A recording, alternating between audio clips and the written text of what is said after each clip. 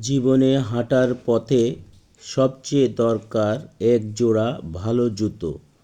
আর ভালো মানের জুতোই আমাদের পথ চলাকে আরও আরামদায়ক করে তোলে।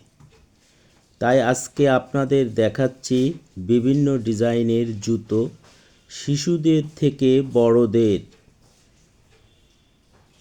দেখাচ্ছি। ক্যাজুয়াল সবই পাওয়া যাবে এক জায়গায়। নিজের পছন্দের জুতাটা বেছে নিন আর নিজের পথটা আরও সুন্দর করে নিন।